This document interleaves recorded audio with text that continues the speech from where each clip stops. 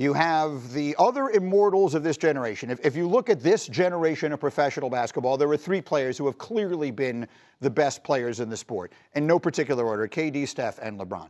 So you got KD being added to Houston. You've got LeBron on a team now with Luka Doncic that people really liked last year, maybe bad matchup, maybe a little tinkering here and there. And you've got Steph on a Warriors team that looked like it might be ready to make a run in the playoffs before he suffered the hamstring. So, Markieff, I'm going to start with you. If I told you that one of these three immortal stars has one more championship left in him, one and only one of those three guys is going to win another title, which one would you tell me it's going to be? That's a tough one, Greeny, but I think I'm going to go with the king, right? Just being there, I'm going to go with LeBron. Just being there and seeing that, you know, how it works with Luka and LeBron. They had early success there, right? Like you just said, the matchup in the playoffs didn't work, but a lot of people had the Lakers winning the championship last year, if we remember that, right? Everybody's picking the Lakers to win. So prime time, the Lakers are in better position than all those teams, if you ask me. And the thing about them is they don't need to move so many pieces to get back to where they need to get. They need a big man or, you know, a big man and not give up so much for a big man. But I think it's LeBron James based off of the success that the Lakers had before that first round matchup. A reminder, the Lakers will have new ownership coming in here, and who knows how that'll change anything, probably for the purposes of the next few weeks, nothing. What is your sense of this, of these three guys, and which one is the closest to the ring? Today, I got to say Kevin Durant, because not only do the Rockets have a pretty interesting roster, they have the capability to move up and get better with the other assets that they have, and as Chiney broke down yesterday, he is a very good fit for them. Let's revisit this in 2 weeks, because the Lakers have some things on their roster that they can trade to upgrade this roster, which they intend to do. They intend, I believe, to try to upgrade this roster. Let's see who the Lakers have as their starting center as we get through the trade season. By the way, Luka wants to see that too. He has an opportunity to extend his contract in early August. He's going to be watching to see what the Lakers do with their limited free agent options and also their trade. They have some expiring money as well that they can use. They are positioned to do something interesting. But today, I think the answer is Durant. What do you think, Bob? I think it's Kevin Durant, because whenever you make a trade for a top 10 player, and Kevin Durant is still a top 10 player, you are essentially gutting your roster with players and draft picks. And no offense to Dillon Brooks and Jalen Green and the 10th pick in the draft, you still have Fred VanVleet, who the likelihood is that they're going to work out a new contract. Alperen Sengun, Jabari Smith, you still have the pieces there. And you have all these draft picks to go out and do another move. So for me, I look at it, Kevin Durant in Houston. Well, all of those teams made the big acquisitions in this calendar year, right? The Lakers get Luka, the Warriors get Jimmy Butler, and the Rockets get Durant himself. So very interesting to watch those three going forward, these three aging legends, each of whom is still playing pretty close to the top of their game, even LeBron at the age of 40. Let's see what they have coming up this season. Meanwhile, when it comes to Durant, where all of this and how all of the player movement and everything else works for him from a legacy standpoint has also become an interesting subject. Yesterday on Unsportsmanlike, Chris Big Dog Canty said that KD's legacy will take a huge hit if he does not win a title in Houston. He even made an interesting player comparison. Give a listen. The Kevin Durant situation in Houston feels a lot like the Aaron Rodgers situation with the Jets. Obviously, this won't be the place where he's had the most success in his playing career, but this will be the thing that we remember the most. If Kevin Durant doesn't deliver here, that will be the thing that stands out more so than anything else that he's accomplished in his career. So it's an interesting little dynamic. Markieff is immediately shaking his head. I wanted to bring RC and Nick in on this, and we will, but Markieff, he's learned the little tricks of the show. When you come up on camera and you're doing this, I'm going to come to you immediately. Markieff, what issue do you have with that? I'm tired of hearing the nonsense. I'm tired of hearing the nonsense, man. Come on, right? This guy's a two-time NBA champion. He's two-time MVP of the finals, 17-time All-NBA. NBA All-Star. I mean, how can the last 3 years of his career, regardless of what happens, define his legacy? That doesn't even make sense, right? And I'm just going to say it because I feel like a lot of analysts just want to say this.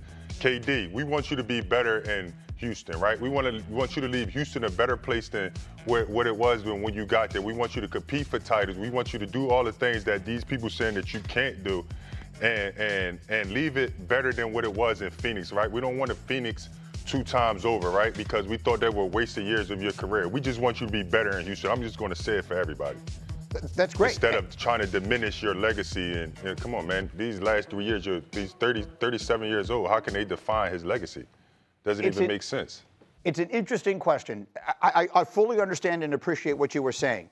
There is another side to this, RC. Again, I did an essay last week praising Kevin Durant up and down. So my credentials on this subject are well known. But you can look at the last, whatever it is, half dozen years, say he went to Brooklyn and that thing blew up and it was terrible. He went to Phoenix and that thing blew up and it was terrible. And now he goes to Houston. So let's see what happens here. What is the reasonable thing to say when it comes to the legacy of this all-time great, RC?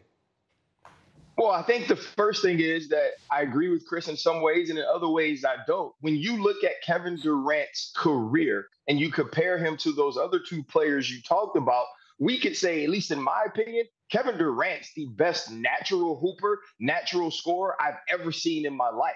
And then you're going to compare only the 2 championships to the 4 of the other 2 guys and maybe say he underachieved with that level of talent that he has. But to say that Kevin Durant's career and the things that we remember are going to be what he does in Houston, that's absolutely false. This dude is absolutely one of the best we've ever seen.